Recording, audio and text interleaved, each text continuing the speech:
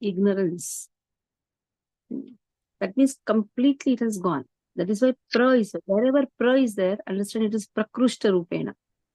Prakrushta rupena means incomplete, in whole, incomplete. So let us see what Arjuna answers. 73rd verse. Arjuna uvacha nashto moha smrtirlabdha tvatprasadan maya chuta stitosmi gata sandeha karishe vachanam tava. This last line, karishe vachanam tava, this very important phrase. Generally, it is used in many of the lectures of Srila Prabhupada. Karishe vachanam tava. Now Arjuna says, yes, whatever you say, I will hear. Why? Nashto moha smrtir labdha. My illusion is completely dispelled. Smrtir labdha. Labdha means I have regained my memory. Tvat prasadat. Why? Because of your mercy. Achyutaha. Oh Krishna, you are Achyutaha. Stitaha asmihi. How am I situated now? Gataha sandeha, without any doubt. So now I don't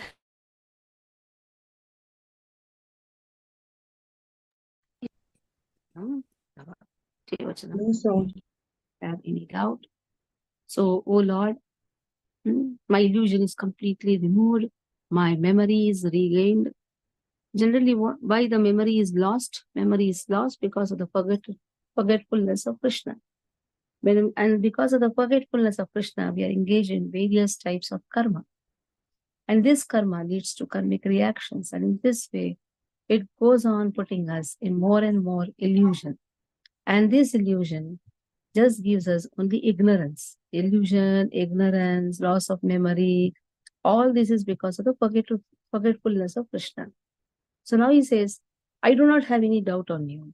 No doubt. Oh Achyuta, I don't have any doubt. I am completely free from doubt. Anyhow, Arjuna never had any doubt on Krishna. He had the doubt on the words of Krishna. One can have doubt on the words of Lord, but not on Lord. That is how, if you see in the 4th chapter also, open the 4th chapter, Arjuna says, how am I going to understand? Aparayam, aparayam. Your birth is actually after Vivaswan, but you say that you have spoken this knowledge to Vivaswan.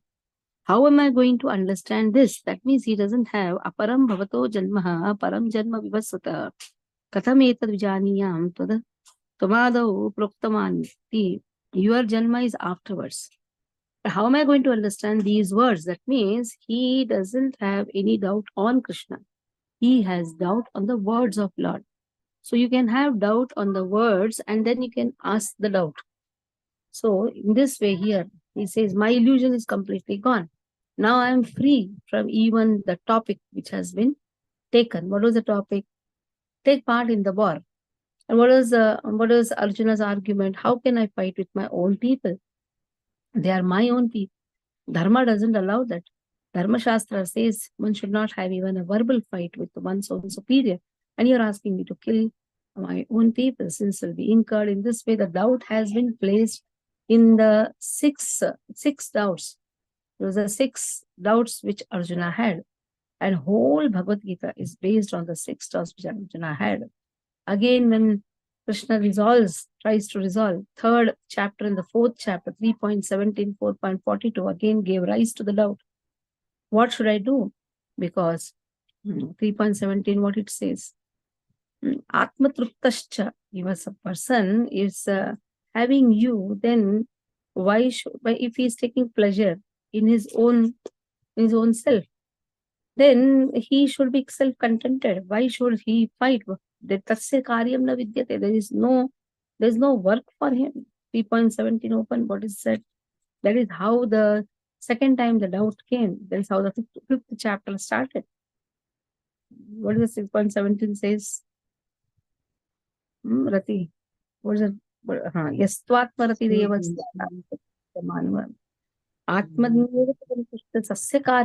there is no work.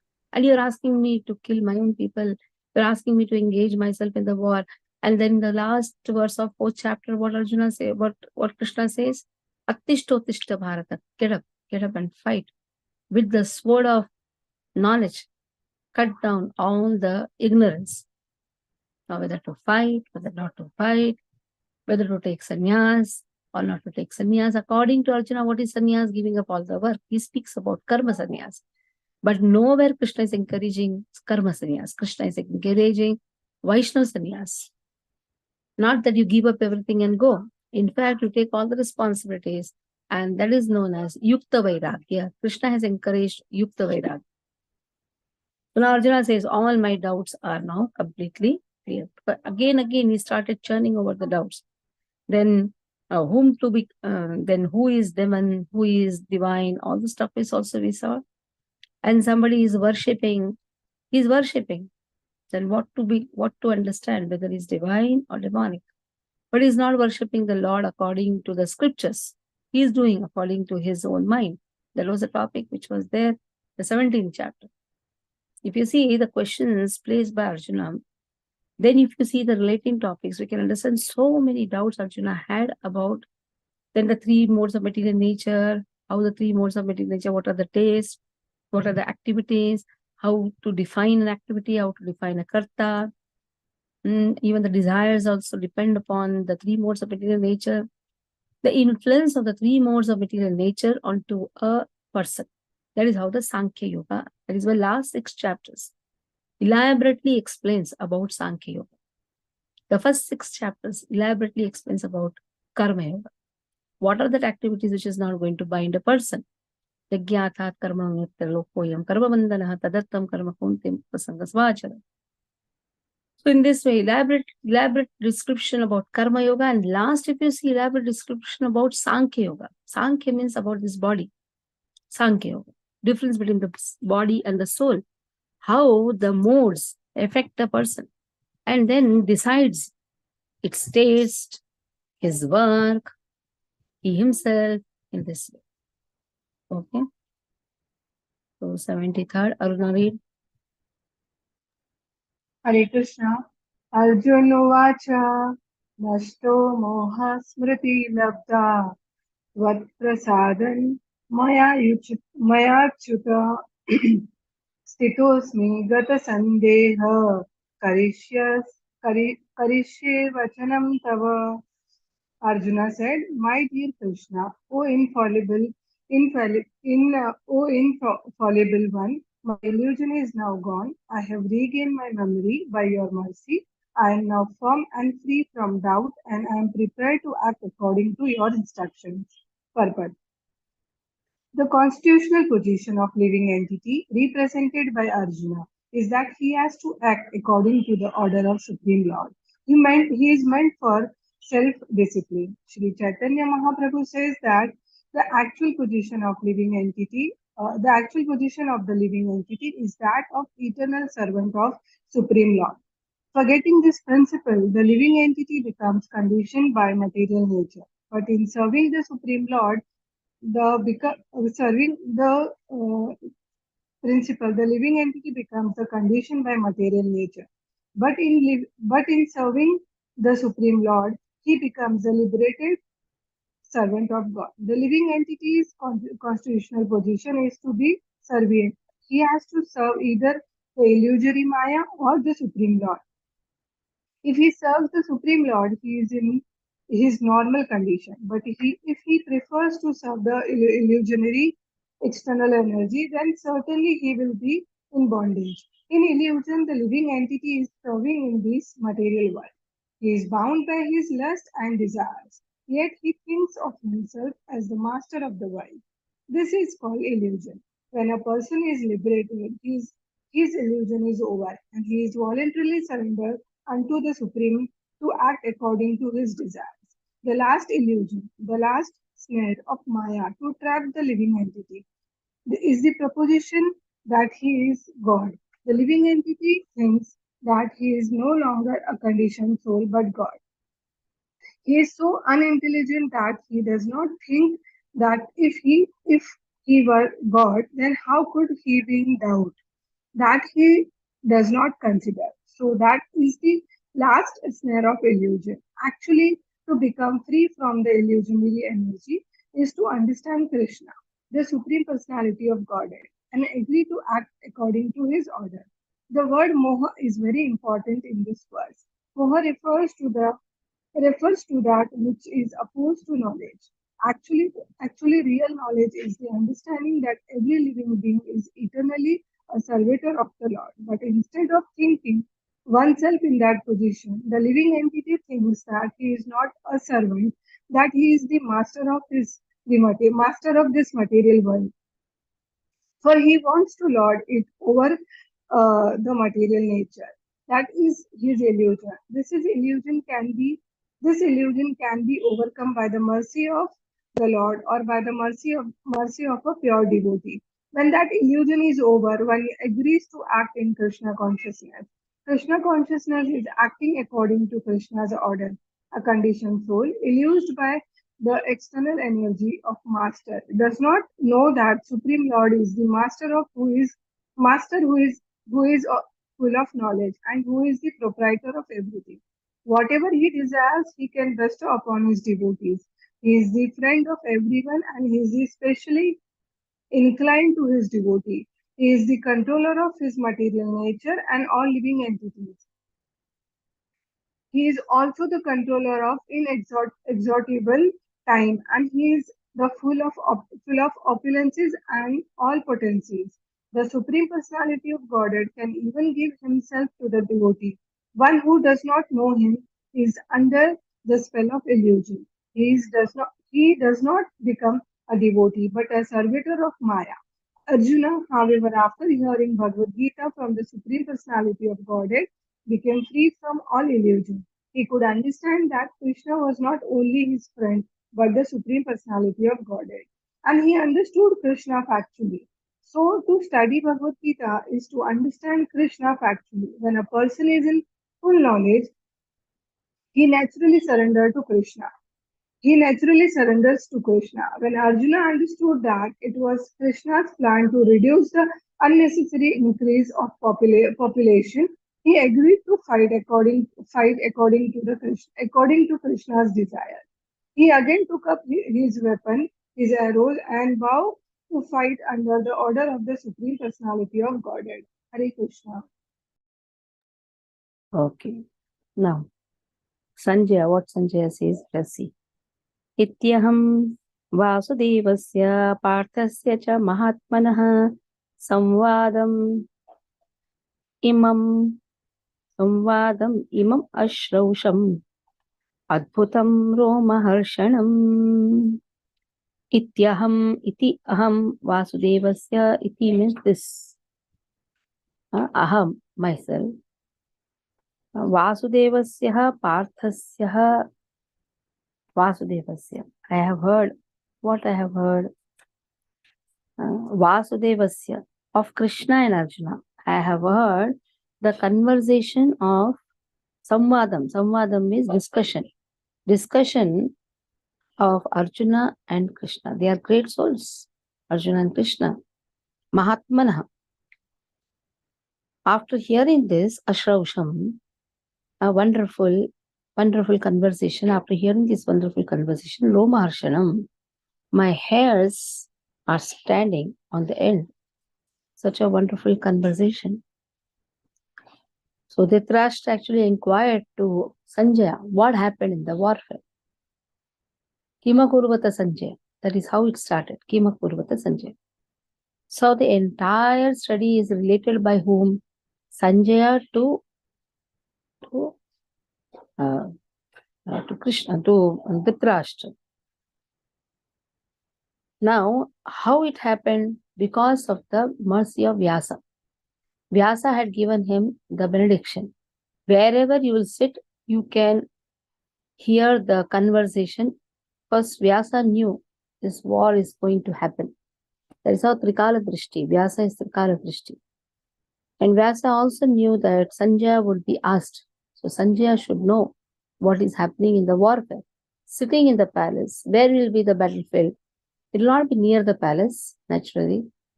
It will be somewhere very, very far. In fact, the battlefield are always situated somewhere outskirts of the main city, isn't it? So that the people in general are not affected. Like when the war comes, the war where it happens, not the place where the people are staying. It happens somewhere very far. And when the king, whoever wins, they get that capital or whatever the kingdom for which they have fought. Nowadays, they fight in the city only. They burn the whole city. It doesn't work actually. It is foolishness. If you burn the whole city, whoever wins, what they are going to get? Burnt city, na? Is it not the foolishness? You are burning people, you are burning the city, and the whole city is in fire. You put bomb on the city. In the olden days, war is to not take in this place. War is to take place somewhere. There is a battlefield. There the war is to take place. And then afterwards, whoever the king has won, whoever the king has won, that king will get that kingdom. Now the kingdom will have palaces and the people, that the people should also accept. You burn everybody, you burn the whole city, then what are you going to get? So this is the difference. So here the conversation took place somewhere very far, but because of Vyasa's mercy, Sanjaya could hear the whole conversation. In fact, he could envision also. He could see also. Okay, Geeta Mataji, read. Hare Krishna. इत्यहं वासुदेवस्य पार्थस्य च महात्मना संवादमिममश्रौषम् अद्भुतं रोमहर्षणम्. Meaning, Sanjaya said, "Thus have I heard the conversation of two great souls, Krishna and Arjuna, and so wonderful is that message that my hair is standing on end." Purport. In the beginning of Bhagavad Gita, Dhritarashtra inquired from his secretary Sanjaya what happened on the battlefield of Kurukshetra. The entire study was related to the heart of Sanjaya by the grace of his spiritual master Vyasa. He thus explained the theme of the battlefield. The conversation was wonderful because such an important conversation between two great souls had never taken place before and would not take place again. It was wonderful because the Supreme Personality of Godhead was speaking about himself and his energies to the living entity. Arjuna, a great devotee of the Lord, if we follow in the footsteps of Arjuna to understand Krishna, then our life will be happy and successful. Sanjaya realized this, and as he began to understand it, he related the conversation to Dhritarashtra. Now it is concluded that wherever there is Krishna and Arjuna, there is victory. Hare Krishna. Next. Vyasa prasada Shrutawan etad guhyam aham param yogam yogeshwarat Krishna sakshat katayatah swayam. Vyasa prasada, by the mercy of my spiritual master Vyasadeva, that is what now Arjuna is speaking. Shrutawan, I have heard. What I have heard? The confidential knowledge. Confidential. Aham, param, yogam. This is the most confidential knowledge and it is complete mysticism. Yoga Ishwarat, from whom I have heard, from the master of all the mysticism, that is Krishna. Krishna, from Krishna Sakshat, directly Kathayataha. He is speaking Swayam, personally. He is speaking personally to Krishna, and I have heard because of my spiritual master. That is how we should also be left because of a spiritual master, Srila Prabhupada. We are able to at least sit and study Bhagavad Gita, isn't it? Very nicely Prabhupada is explained, and very nicely every purport and every translation, word to word, everything has been done. So much of hard work Prabhupada has taken for all of us. So it is because of the mercy of our spiritual master that we are also sitting and studying Bhagavad Gita. It is a Guru Shishya Parampara. Okay. So here Vyasa pays obeisances to his spiritual, Sanjaya pays obeisances to his spiritual master, Vyasa. 75th verse. Jai Shri. Hare Krishna. व्यासप्रसादात् श्रुतवान् एतत् गुह्यमहं परं योगं योगेश्वरात् कृष्णात् साक्षात् कथयतः स्वयम्.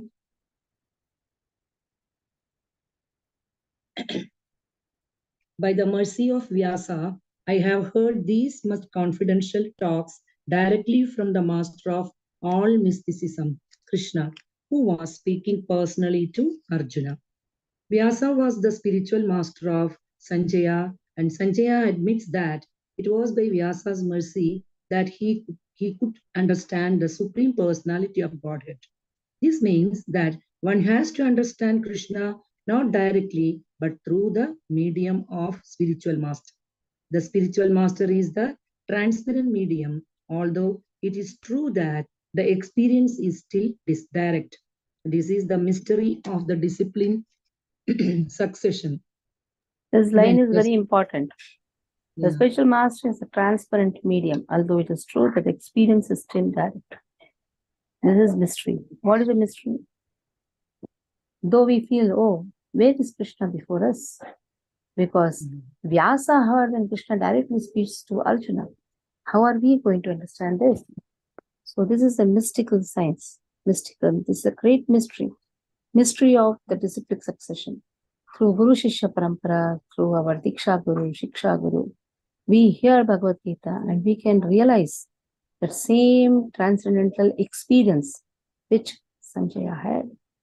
If we really serve our spiritual masters very nicely, we can experience the same transcendental happiness and the bliss, because Vyasa says that it's so wonderful. This message is so wonderful.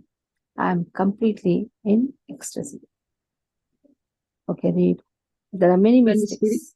When the spiritual master is bona fide, then one can hear Bhagavad Gita directly, as Arjuna heard it. There are many mystics and yogis all over the world, but Krishna is the master of all yoga systems. Krishna's instruction is explicitly stated in Bhagavad Gita, surrender unto Krishna. One who does so is the topmost yogi. This is confirmed in the last verse of the 6th chapter, Yoganam Abhi Sarvesha. Narada is the direct disciple of Krishna and the spiritual master of Vyasa. Therefore, Vyasa is a bona fide as Arjuna because he comes in the disciplic succession, and Sanjaya is the direct disciple of Vyasa. Therefore, by the grace of Vyasa, Sanjaya's senses were purified and he could see and hear Krishna directly. One who directly hears Krishna can understand this confidential knowledge. If one does not come to the disciple succession, he cannot hear Krishna's. Therefore, his knowledge is always imperfect, at least as far as understanding Bhagavad Gita is concerned. In Bhagavad Gita, all the yoga systems, Karma Yoga, Jnana Yoga, and Bhakti Yoga, are explained. Krishna is the master of all such mysticism. It is to be understood, however, that as Arjuna was fortunate enough to understand Krishna directly, so by the grace of Vyasa, Sanjaya was also able to hear Krishna directly.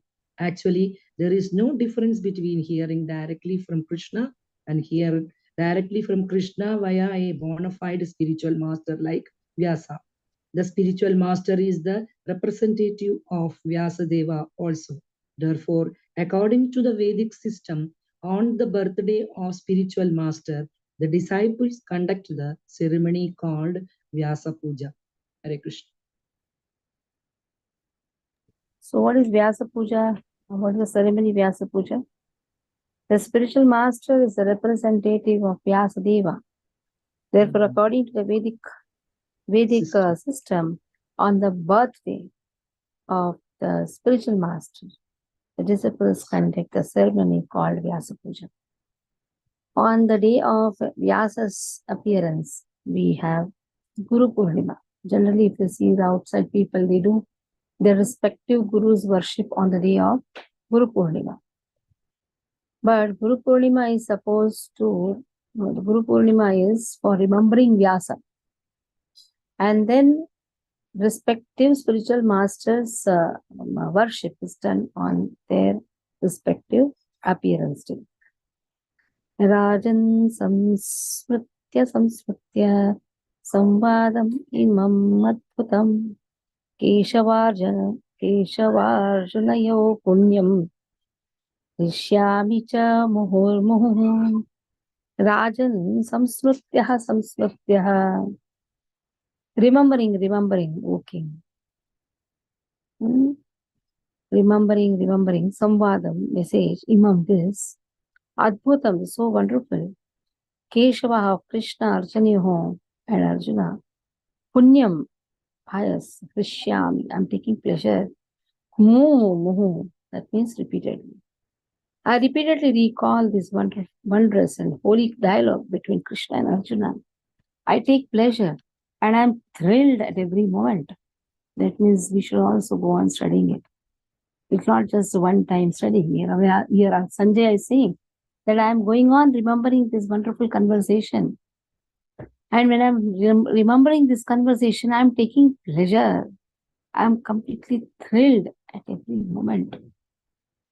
That means in Kurukshetra, what is most important? Any war is inevitable, war is going to happen, many are going to be killed, all those things are there. But Sanjay says, I am hearing this conversation, this is so wonderful. And this is giving me pleasure. Now, just see, this transcendental knowledge is giving so much pleasure that he is not at all bothered about what is going to be the consequences of the war. And he's telling this to whom? Dhritarashtra. Just by hearing and recalling this conversation, I am taking pleasure. So indirectly he wants to say that you also take pleasure. You also take pleasure in again remembering. Muhu means again repeatedly remembering. Sansmrityaha. Sampurna rupena smrityaha. That means always remember the wonderful conversation between Krishna and Arjuna, because this conversation is not an ordinary conversation. This conversation is between the Lord and his great devotee Arjuna. They are all punyatmaha, they are all great mahatmanaha, they are all great souls. So naturally, this conversation is so important. And if a person hears to this conversation, then automatically all the material lamentation will go away. That is why here, if you see, why I take pleasure, I am thrilled, why this is again told, so that he is trying to tell to the king. Because it is war, and he should not be again in anxiety. That is what is the anxiety which the Dhritarashtra expressed in the first verse. Dharma kshetre. Why? Dharma kshetre. Kurukshetra samaveta yusavaha mamaka pandavashcheva makurvata vidya. Very good. She put all my japmalas and she's dancing now. So your Doklu Mataji is also there. She passed. Doklu Mataji? Yeah, now let me do the class now. So in this way, Dharma kshetra Kurukshetre samaveta yutsava mamaka pandavashcheva kimakurvata sana. This is the anxiety which Dhritarashtra had. And last year, Vyasa says, go on remembering. Why should he say, I am remembering? If he is remembering, he should be chupchap na. I am remembering, I am taking pleasure. That means you also, this is indirect way. Certain times you cannot say directly. Indirectly, we have to say, you also remember. Go on remembering this conversation. You will be completely free from all the miseries. Okay. Pushpa Mataji, you cannot read, but you should take Tonli every day. I have written the message there. Palash, you read. If you just chew Tonli, your all mouth ulcers will go away. As a medicine, Tonli, thinly. Read. Rajan samastrisya samvadham evam adbhutam Keshava Arjuno Punyam Hrishyam cha muhu. O king, as I repeatedly recall this wondrous and holy dialogue between Krishna and Arjuna, I take pleasure being thrilled at every moment. The understanding of Bhagavad Gita is so transcendental that anyone who becomes conversant with the topics of Arjuna and Krishna becomes righteous and he cannot forget such talks. This is the transcendental position of spiritual life. In other words, one who hears the Gita from the right source directly from Krishna attains full Krishna consciousness.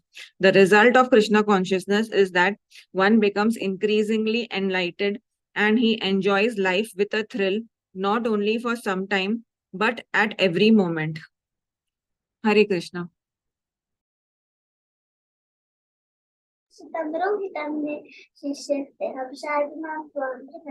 Okay. Bhagavatam. And soon she's going to start taking classes, I think now. She's telling me all the 108 verses. She knows maximum verses.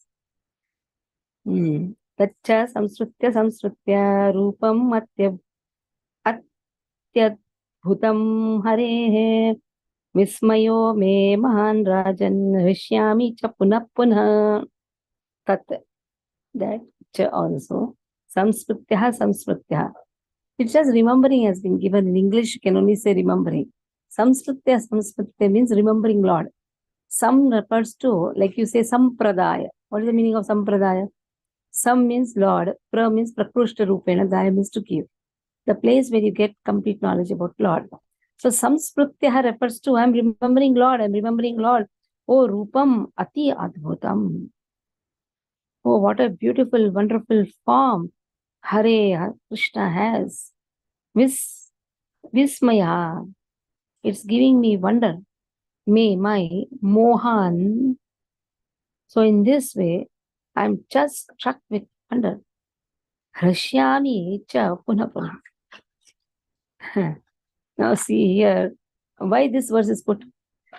Why Vyasa is saying this verse? To tell to all the atheists and Mayavadis that Lord is a person. I am remembering his beautiful form. Why should he say this? Simple. It's understood now. He has seen the form. I am remembering his form. And how is this form? It's so wonderful form. I'm struck with wonder. It's so wonderful form that you just remember this form, then Hirshyami, you will enjoy. So that is how he is telling to Dhritarashtra also. You also remember Krishna's form. If you remember Lord's form, all your material dukkhas will automatically go away. So how we should remember? We should remember Krishna's form by seeing the wonderful name of Krishna. Krishna's name and Krishna non-different. Kalir Kali Nama Rupe Krishna Avatar.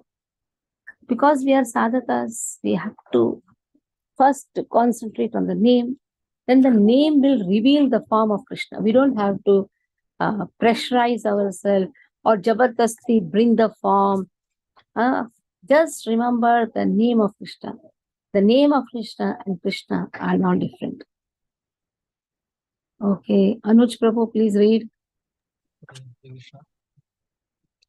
Taccha smrutya rupam atyadbhutam hare vismayo me mahan rajan rishyami cha punah. Translation. O King, as I remember the wonderful form of Lord Krishna, I am struck with wonder more and more, and I rejoice again and again. Purport. It appears that Sanjaya also, by the grace of Vyasa, could see the universal form Krishna exhibited to Arjuna. It is, of course, said that Lord Krishna had never exhibited such a form before. It was exhibited to Arjuna only. Yet some great devotees could also see the universal form of Krishna when it was shown to Arjuna, and Vyasa was the one of them. He is the one of great devotees of the Lord, and he is considered to be a powerful incarnation of Krishna. Vyasa disclosed this to his disciple Sanjaya, who remembered that wonderful form of Krishna exhibited to Arjuna and enjoy it repeated. Hare Krishna.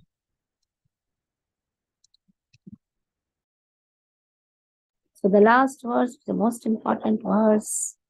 Yatra Yogeshwaro Krishno, Yatra Partho Dharudharaha, Tatra Shir Vijayo Bhutir, Dhruvaniti matir mama. This is the most important verse.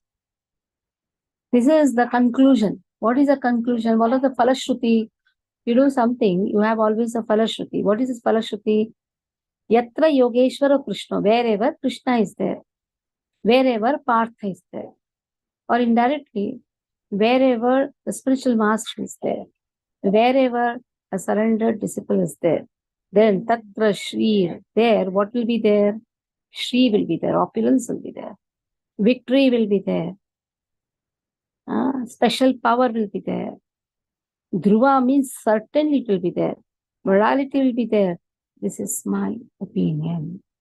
Yatra Yogeshwaro Krishno, Yatra Partho Dhanusaraha, Tatra Shir Vijayo Bhitir Dhivanitir Matirmavat. Shri Vijaya Dhriti Niti. 4 things will be there. Shri means opulence, Vijaya means victory, Dhriti means determination, and you can say Dhriti also means, Bhuti. The Shri Vijaya Bhutir. Bhutir means special power.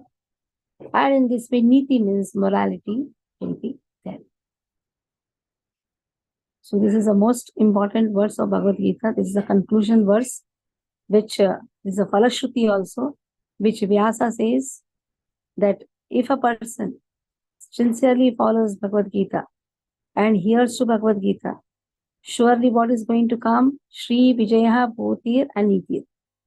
4 things will come. Okay. Golokari. Hare Krishna. Yatra Yogeshwaro Krishno, Yatra Partho Dhanurdharaha, Tatra Shrir Vijayo Bhutir, Dhruvanitir Matir Mama. Translation: whenever there is Krishna, the master of all mystics, and wherever there is Arjuna, the supreme archer, there will also certainly be opulence, victory, extraordinary power, morality. That is my opinion. Purport: the Bhagavad Gita began with an inquiry of Dhritarashtra's. He was hopeful of the victory of his sons, assisted by great warriors like Bhishma, Drona, and Karna. He was hopeful that the victory would be on his side. But after describing the scene on the battlefield, Sanjaya told the king, "You are thinking of victory, but my opinion is that where Krishna and Arjuna are present, there will be all good fortune." He directly confirmed that Dhritarashtra could not expect victory for his side. Victory was certain for the side of Arjuna because Krishna was there. Krishna's acceptance of the post of charity. This line is again, in the whole Bhagavad Gita, we have the signs of victory of war. No, we had the signs of victory of war. This is also one of the answers. Wherever Krishna is there, victory is there. Dharmastu Sakshat Bhagavad Pranitam. Wherever Krishna is there, their victory is there. That means he's indirectly saying, "Oh Dhritarashtra, better sit and chant the holy name of Lord. Don't be too much bothered. Experience the bliss. Anyhow, your son is going to lose." He directly confirmed that Dhritarashtra could not expect victory for his side. Victory was certain for the side of Arjun because Krishna was there. Krishna's acceptance of the post of charioteer for Arjun was an exhibition of another opulence. Krishna is full of all opulences, and renunciation is one of them. There are many instances of such renunciation, for Krishna is also the master of renunciation. The fight was actually between Duryodhana and Yudhishthir. Arjuna was fighting on behalf of his elder brother Yudhishthir. Because Krishna and Arjun were on the side of Yudhishthir, Yudhishthir's victory was certain. The battle was to decide who would rule the world, and Sanjaya predicted that the power would be transferred to Yudhishthir. It is also predicted here that Yudhishthir, after gaining victory in this battle, would flourish more and more because not only was he righteous and pious, but he was also a strict moralist. He never spoke a lie during his life. There are many less intelligent persons who take Bhagavad Gita to be a discussion of topics between two friends on a battlefield. But such a book cannot be scripture.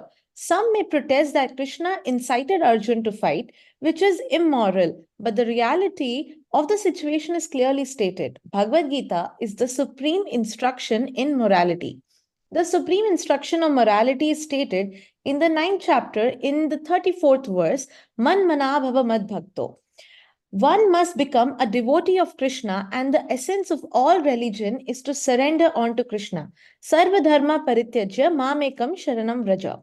The instructions of Bhagavad Gita constitute the supreme process of religion and of morality. All other processes may be purifying and may lead to this process, but the last instruction of the Gita is the last word in all morality and religion. Surrender unto Krishna. This is the verdict of the 18th chapter. From Bhagavad Gita, we can understand that to realize oneself by philosophical speculation and by meditation is one process, but to fully surrender unto Krishna is the highest perfection. This is the essence of the teachings of Bhagavad Gita. The path of regulative principles according to the orders of social life and according to the different courses of religion may be a confidential path of knowledge. But although the rituals of religion are confidential, meditation and cultivation of knowledge are still more confidential. And surrender unto Krishna in devotional service in full Krishna consciousness is the most confidential instruction. That is the essence of the 18th chapter. Another feature of Bhagavad Gita is that the actual truth is the supreme personality of Godhead, Krishna. The absolute truth is realized in three features: impersonal Brahman, localized Paramatma, and ultimately the supreme personality of Godhead, Krishna. Perfect knowledge of the absolute truth means perfect knowledge of Krishna. If one understands Krishna, then all the departments of knowledge are part and parcel of that understanding. Krishna is transcendental, for he is always situated in his eternal internal potency. The living entities are manifested of his energy and are divided into two classes: eternally conditioned and eternally liberated. Such living entities are innumerable and they are considered fundamental parts of Krishna. Material energy is manifested into 24 divisions. The creation is affected by eternal time and it is created and dissolved by external energy. This manifestation of the cosmic world repeatedly becomes visible and invisible. In Bhagavad Gita, five principal subject matters have been discussed: the Supreme Personality of Godhead, material nature, the living entities, eternal time, and all kinds of activities. All is dependent on the Supreme Personality of Godhead, Krishna. All conceptions of the absolute truth, impersonal Brahman, localized Paramatma, and any other transcendental conception exist within the category of understanding the Supreme Personality of Godhead. Although superficially, the Supreme Personality of Godhead, the living entity, material nature, and time appear to be different, nothing is different from the Supreme. But the Supreme is always different from everything. Lord Chaitanya's philosophy is that of inconceivable oneness and difference. This system of philosophy constitutes perfect knowledge of the absolute truth. The living entity, in his original position, is pure spirit. He is just like an atomic particle of the Supreme Spirit. Thus, Lord Krishna may be compared to the sun and the living entities to sunshine. Because the living entities are the marginal energy of Krishna, they have a tendency to be in contact either with the material energy or with the spiritual energy.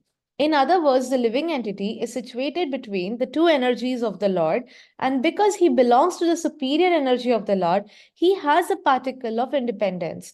By proper use of that independence, he comes under the direct order of Krishna. Thus, he attains his normal condition in the pleasure-giving potency. Hare Krishna. Okay. So by proper use of that independence, he comes under the direct order of Krishna. This he attains in his normal condition in the pleasure giving. Thus he attains his normal condition in the pleasure giving potency. So how the living entity is in the marginal position, then Krishna's three features, so many aspects have been described in Bhagavad Gita. 24 elements, how is this body made up of? Okay. So again, you have to study Bhagavad Gita very nicely.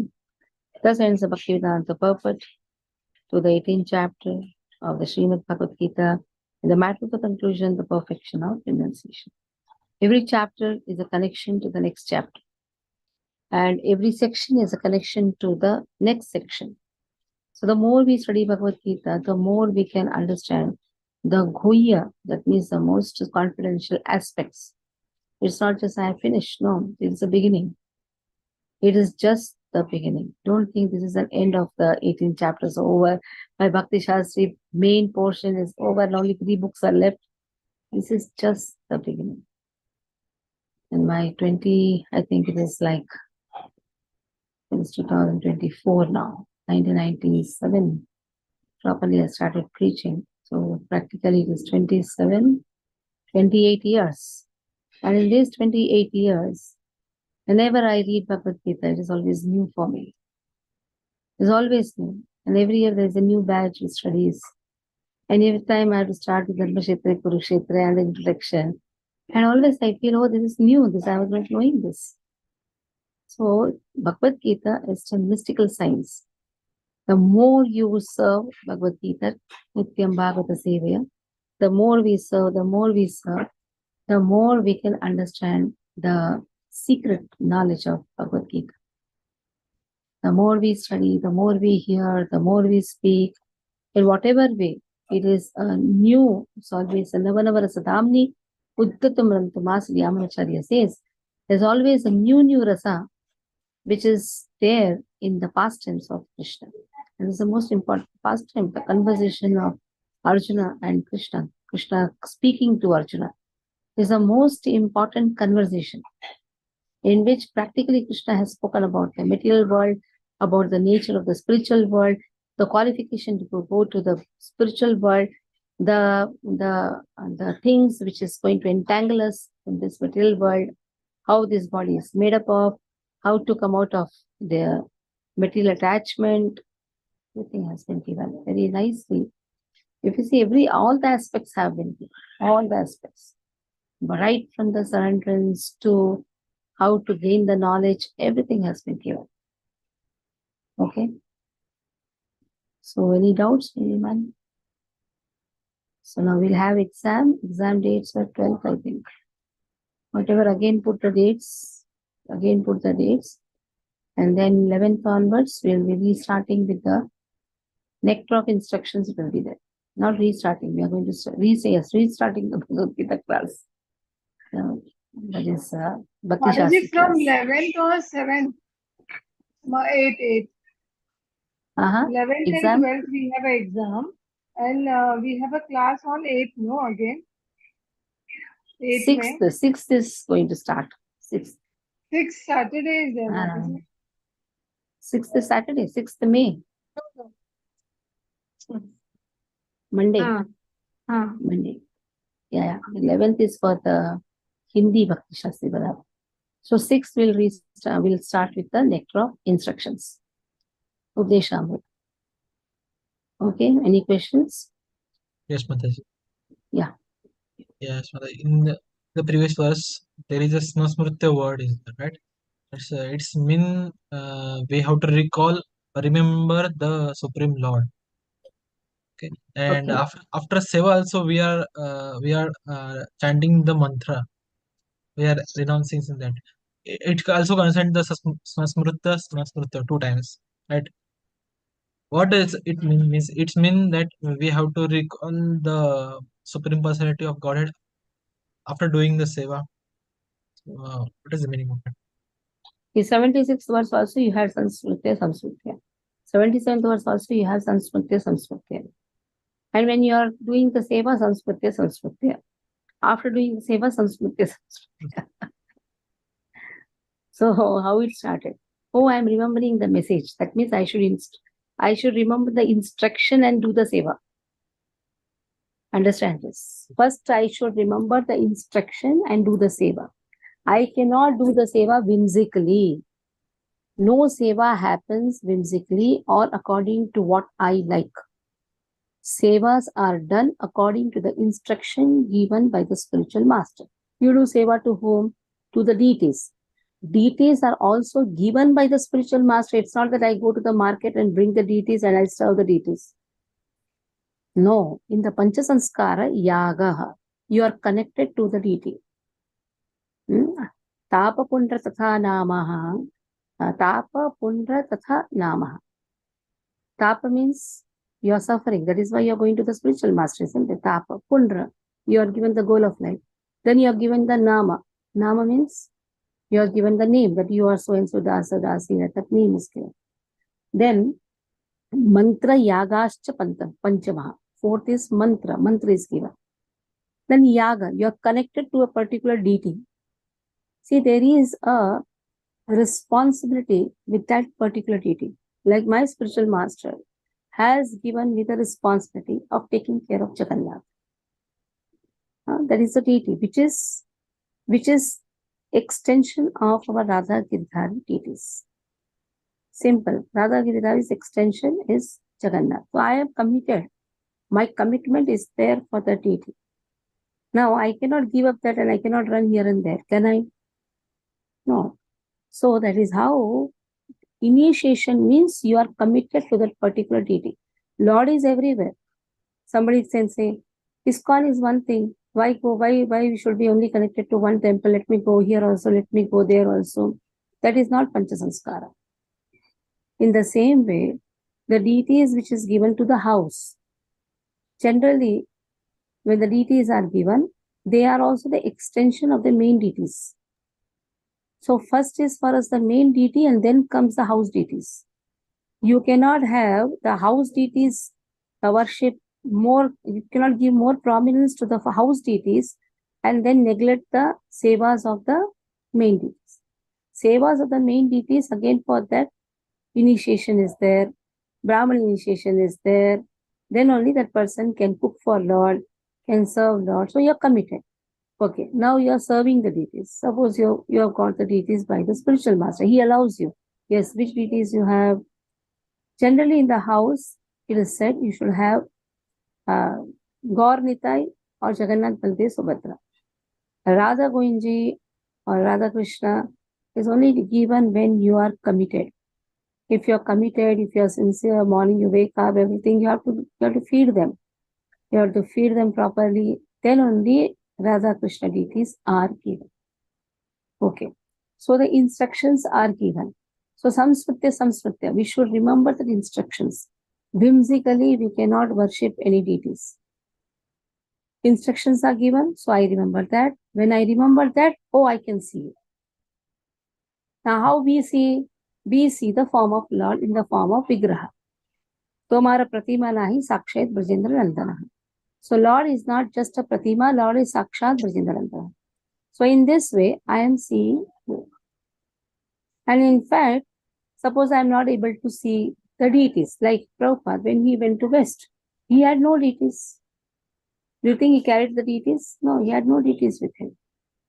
But he carried his spiritual master's instruction. That itself is a deity. That is why his dedication to the spiritual master made him install many deities. So that is the power of the Guru Shishya Parayana. The more we are dedicated to our spiritual master, the more we are committed. Vani Seva, yes. More than even Vapu Seva is Vani Seva. You follow the instructions, that is enough. That is enough. Tasyaite katitayartam prakashante mahatmanaha. That is enough for Lord to reveal his mystical pastimes. That's why Samskriti here also has a lot of meaning. First, I heard your instruction. That is why, oh Lord, I am able to relish your beautiful form. That means form of Krishna can be relished only when we follow the instruction. If you don't follow the instruction, how the form can be relished? That is actually indirect meaning of 76th and 77. 2 times Samskriti is there. Here also the same thing. In the same way, here also, yatra. Why 2 times? One time only they could have told yatra Yogeshwaro Krishna, yatra Partho. Why yatra again? Partho Dhanudhara should have been told. Wherever. wherever. That is, again, importance is there. It is not just Krishna. There should be a devotee like Partha. Then only the conversation can happen. And this conversation is going to be beneficial for everyone. That means there should be a Vakta, there should be a Shrota. If only Vakta is there, no Shrota is there, then how the conversation can happen? So Vakta, Shrota, that has been given. Okay? Okay, Mataji, thank you. That is why every verse is actually a research. And also, every verse of Bhagavad Gita indicates three jnanas: Sambandha, Abhideya, and Prayojana. The more you advance in your studies, these three jnanas, how to correlate with every verse to Sambandha, or to Abhideya, or to Prayojana. Because these three jnanas are only there in the whole of the scriptures. So which verse speaks about Sambandha? Which verse speaks about Abhideya? Which verse speaks about the Prayojana? There is again a deeper study of Bhagavad Gita. So we can understand that we have only licked the bottle. Still we have to relish the subject, isn't it? Like sitting outside, we have just licked the bottle. And when we go deeper and deeper, we can open the bottle and taste the honey. Okay. Start here. Manchakalpatavibhesha Kupasindhu Devacha Patitanam Pavani Vaishnavi Gurunam Vaishnavindaki Jai Shri Prabhupada.